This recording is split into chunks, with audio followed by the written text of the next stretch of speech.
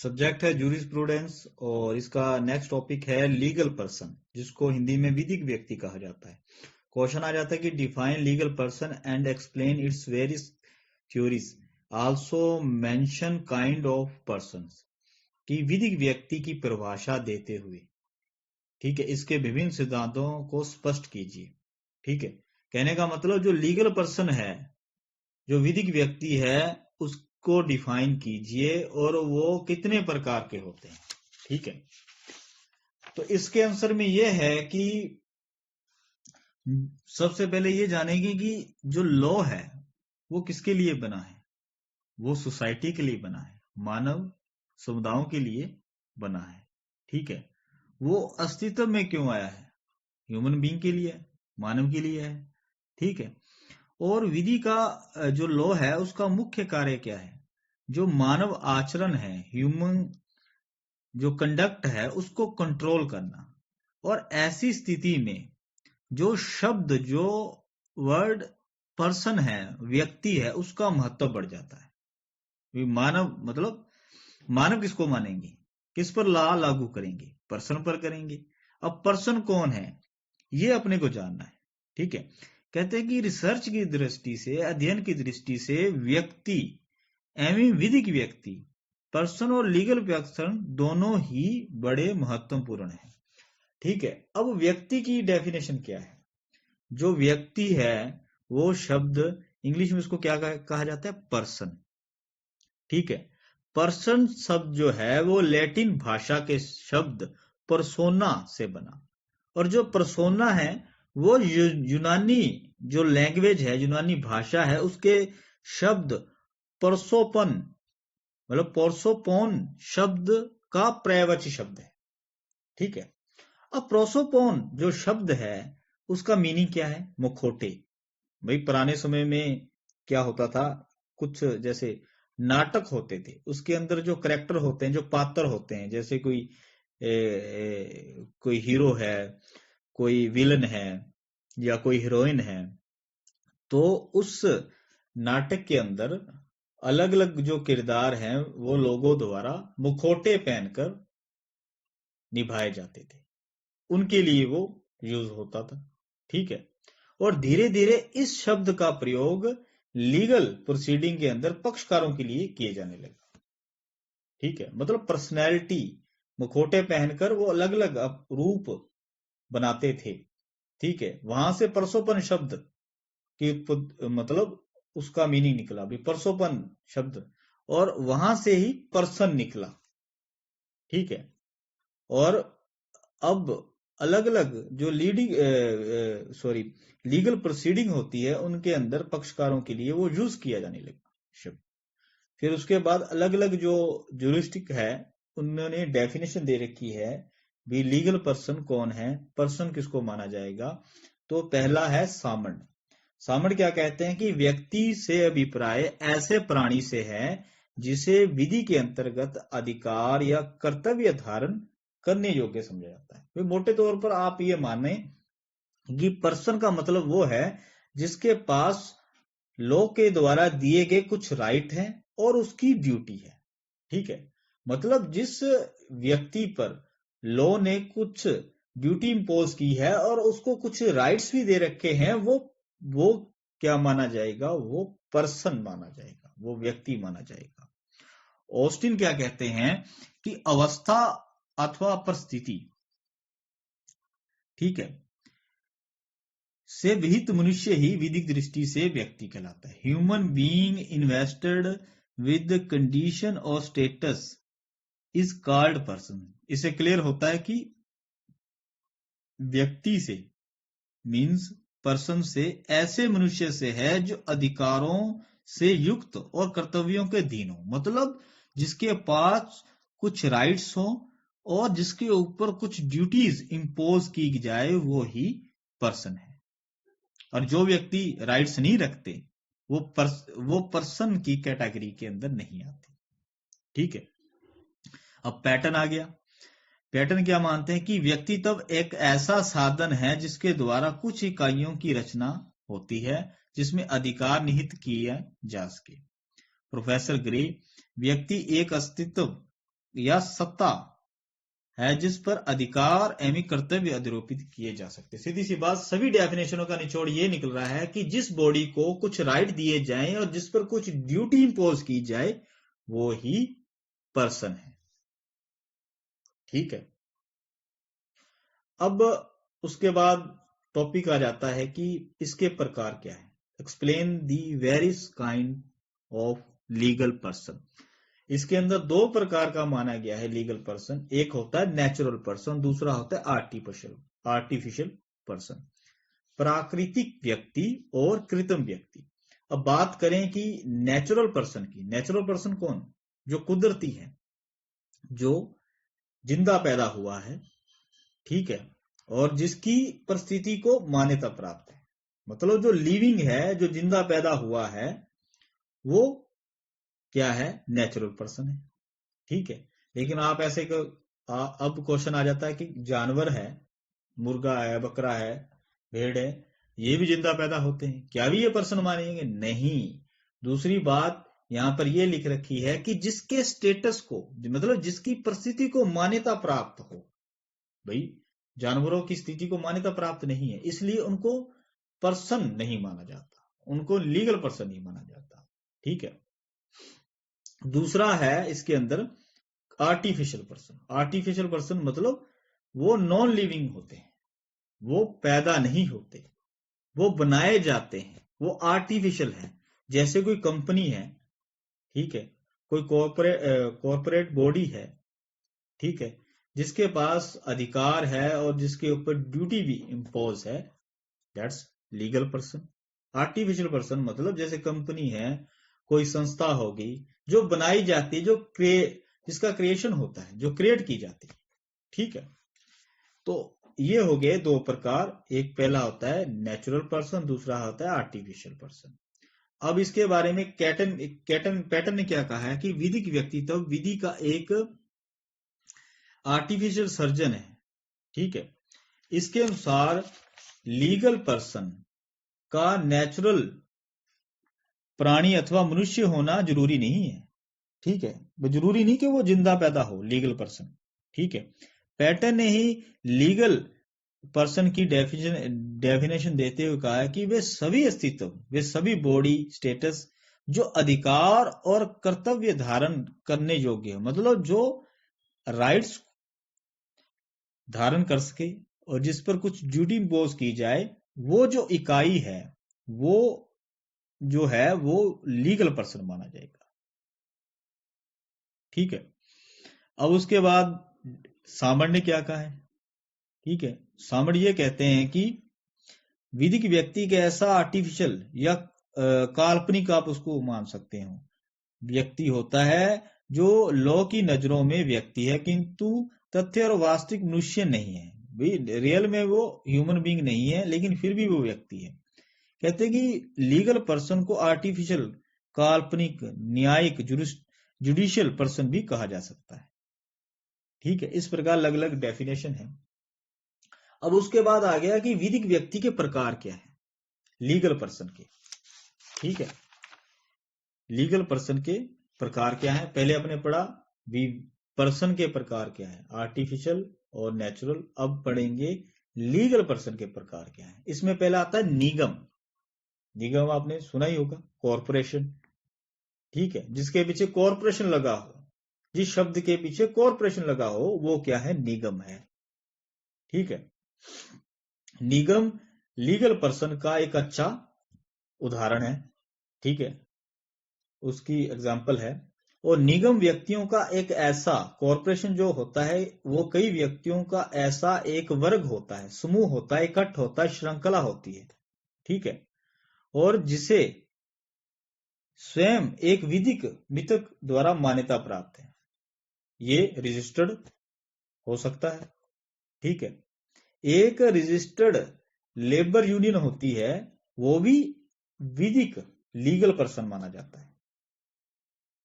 ठीक है, चाहे उसको कॉरपोरेशन नहीं कहा जा सकता, फिर भी उसको लीगल पर्सन माना जाता है। कहने का मतलब जो कॉरपोरेशन है वो लीगल पर्सन है, क्योंकि वो एक इकट्ठ है कई व्यक्तियों का, उसके अंदर कई व्यक्ति होते हैं कॉरपोरेशन के अंदर, और उसको लॉ के द्वारा मान्यता, रिकॉग्नाइजेशन प्राप्त होती है। ठीक है। दूसरा है संस्था, इंस्टीट्यूशन। ठीक है। संस्था भी लीगल पर्सन है। जैसे आप पढ़ते हो कॉलेज के अंदर भगत सिंह शिक्षण संस्थान, ये जो संस्था है ये भी लीगल पर्सन है। लॉ की नजरों में ये लीगल पर्सनैलिटी रखती है। ठीक है। क्योंकि इसका परपीचुअल सक्सेशन होता है, मतलब ये नहीं कि 1 साल के लिए 2 साल के लिए, ये लंबे समय के लिए होती है। और इसकी एक मोहर होती है। भाई नेचुरल पर्सन तो बोल कर कह देगा कोई बात करनी है, यस या नो। तो ये कैसे करेगी? कोई कॉन्ट्रैक्ट करना है, कोई एग्रीमेंट करना है, तो इसकी एक मोहर होती है, जहां लगी वहां इसकी यस है। ठीक है। इसके द्वारा प्रॉपर्टी धार की जा सकती है। इस संस्था के नाम पर आप कितनी भी जमीन खरीद सकते हो। और इसके विरुद्ध मान लो संस्था ने कोई ऐसा काम कर दिया, किसी के विरुद्ध कर दिया, तो संस्था के विरुद्ध भी केस किया जा सकता है। ठीक है। कोर्ट में संस्था को चैलेंज किया जा सकता है और संस्था द्वारा भी बाय इंस्टीट्यूशन के द्वारा भी केस फाइल किया जा सकता है। ठीक है। क्योंकि जो संस्था है वो क्या है? एक लीगल पर्सन है। जैसे कि यूनिवर्सिटीज होगी, पुस्तकालय हो गया, कोई हॉस्पिटल हो गया, चर्च हो गया, ये इसके अच्छे उदाहरण है। ठीक है। उसके बाद आ गया स्टेट और फंड्स, निधि या संपदा।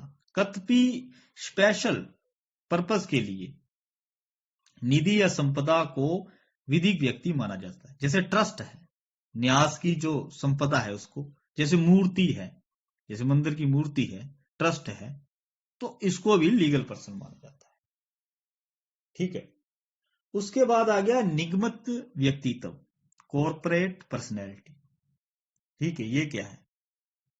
ये भी लीगल पर्सन का एक अच्छा उदाहरण है। निगमित व्यक्ति तब जीवित प्राणी नहीं होते हुए, ये लिविंग नहीं होता, फिर भी लॉ की नजरों में इसकी वही स्थिति है जो एक जिंदा लिविंग पर्सन की होती है। ठीक है। कहते हैं निगमित व्यक्तित्व की संरचना अधिनियमित विधि के अधीन की जाती है, जो एक्ट है उसके अकॉर्डिंग होती है। सालमन ने क्या कहा है? कहते हैं कि निगम जो कॉर्पोरेट है, कहते हैं कि वो व्यक्तियों का एक ऐसा समूह है जो विधिक कल्पना द्वारा विधिक व्यक्ति के रूप में मान्य किया गया है। भाई कॉर्पोरेट जो है एक व्यक्तियों का इकट्ठ है, समूह है, जिसको लॉ के द्वारा मान्यता दी गई है। इस प्रकार निगम की संरचना मनुष्य के वर्ग एवं श्रेणियों के मानवीकरण से होती है। ठीक है। इसका विधिक व्यक्ति की काय कॉर्पस इसके सदस्य होते हैं। जैसे एग्जाम्पल मान लो भी विश्वविद्यालय, यूनिवर्सिटीज है, ठीक है, हॉस्पिटल है, लाइब्रेरी, पुस्तकालय है, मंदिर है, बैंक है, रेलवे है, ये क्या है? कॉर्पोरेट पर्सनैलिटी रखते हैं। विधिक व्यक्ति होकर निगमित व्यक्तित्व की तरह ही परिस्थिति रखते हैं। ठीक है। भारत यूनियन ऑफ इंडिया, मतलब भारत संघ यूनियन ऑफ इंडिया को भी विधिक व्यक्ति का स्थान प्राप्त है। ठीक है। फिर इनमें लक्षण क्या पाए जाते हैं भी, इनके अंदर सिम्टम क्या पाए जाते हैं कॉर्पोरेट पर्सनैलिटी के अंदर? पहली बात तो इनका जो शाश्वत उत्तराधिकार होता है, ये परपीचुअल टाइम के लिए होते हैं, कोई फिक्स टाइम नहीं होता। ठीक है। उसके बाद ये अब इनके पास एक मोहर सील होती है। सील मतलब जहां पर यस बोलना है वहां पर मोहर लगी, तो मतलब उस बॉडी की, उस कॉर्पोरेट बॉडी की यस है, कोई एग्रीमेंट करना है, कोई कॉन्ट्रैक्ट करना है। ठीक है। और वो संपत्ति धारण कर सकती है। कौन? कॉर्पोरेट पर्सनैलिटी जो बॉडी है वो प्रॉपर्टी रख सकती है, धारण कर सकती है, मतलब उसके नाम पर कितनी भी प्रॉपर्टी हो सकती है। और उसके विरुद्ध, उस कॉर्पोरेट बॉडी के विरुद्ध केस किया जा सकता है और उसके द्वारा भी केस किया जा सकता है। अब जो निगम है, ठीक है, जो कॉर्पोरेट है वो 2 प्रकार का है। एक तो होता है कॉर्पोरेशन ऑफ सोल, दूसरा होता है कॉर्पोरेशन एग्रीगेट।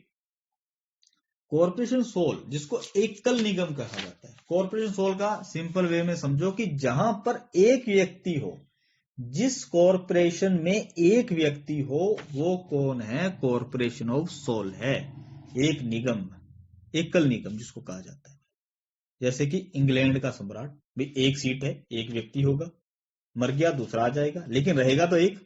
ठीक है, पोस्ट मास्टर जनरल, भाई रिटायर हो गया, ट्रांसफर हो गई या मर गया तो उसके बाद दूसरा आ जाएगा, लेकिन सीट पर एक ही रहेगा। किसी विभाग का मंत्री, ठीक है, जैसे कि शिक्षा मंत्री, भाई सीट तो एक ही है, एक ही रहेगा। फाइनेंस मंत्री, मिनिस्टर, लॉ मिनिस्टर, सीट जहां पर एक और एक ही व्यक्ति हो उसको कहते हैं एकल निगम।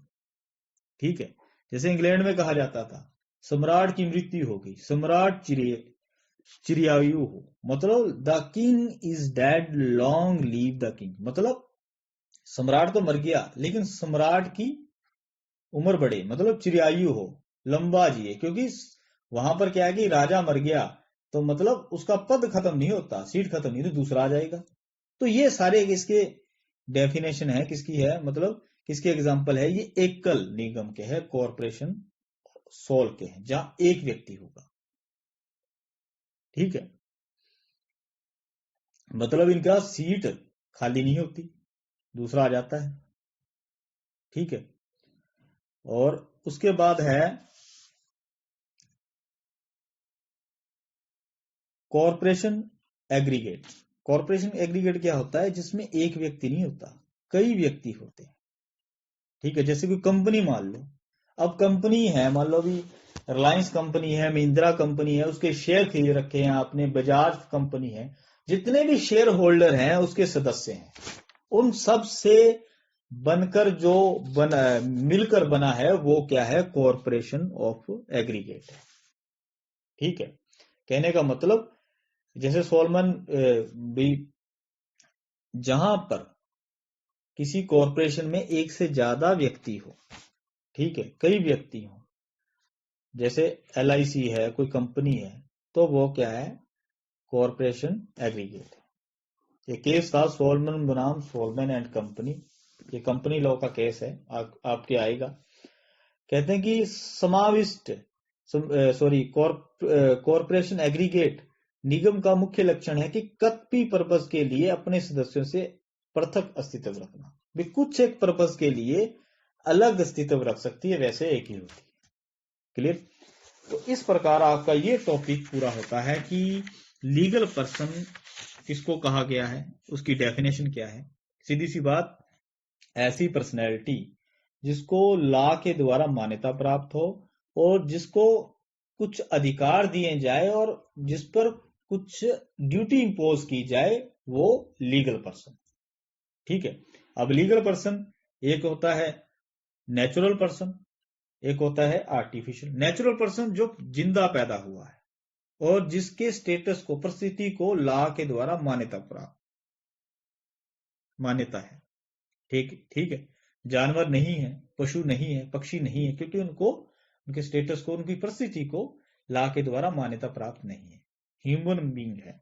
ठीक है, दूसरा आर्टिफिशियल, जो जिंदा पैदा नहीं होते, जिनको बनाया जाता है, जैसे कंपनी हो गए, कॉर्पोरेट बॉडी होगी, संस्था होगी। ठीक है, उसके बाद बता दिया भी लीगल पर्सन के टाइप क्या है, प्रकार क्या है। पहला है निगम, जिसको कॉर्पोरेशन कहा जाता है। दूसरा है संस्था, इंस्टीट्यूशन। ठीक है, तीसरा है निधि या संपदा, स्टेट और फंड्स। ठीक है, फिर उसके बाद आएगा निगम व्यक्तित्व, कॉर्पोरेट पर्सनैलिटी, मतलब जो आर्टिफिशियल जो बनाया गया है, जिसके अंदर कई व्यक्ति होते हैं, जैसे यूनिवर्सिटी होगी, हॉस्पिटल हो गए, कोई मंदिर हो गया, या बैंक, रेलवे, ये सारा कुछ है। ठीक है, इनका परपीचुअल सक्सेशन होता है, इनकी एक मोहर होती है और ये एक प्रॉपर्टी धारण कर सकते हैं, ये केस कर सकते हैं, इनके विरुद्ध भी केस कोर्ट के अंदर लाया जा सकता है। कहते हैं कि निगम, कॉरपोरेशन भी दो प्रकार के होते हैं। एक होता है एकल, कॉरपोरेशन ऑफ सोल, जिसके अंदर एक व्यक्ति होता है, जैसे मंत्री की सीट होगी। ठीक है, पोस्ट मास्टर हो गया, इंग्लैंड का राजा हो गया, जहां एक सीट एक व्यक्ति। ठीक है, और दूसरा है कॉरपोरेशन एग्रीगेट, जहां कई व्यक्ति होते हैं, जैसे कंपनी मान लो। ठीक है, तो इस प्रकार आपका ये टॉपिक लीगल पर्सन से रिलेटेड पूरा होता है।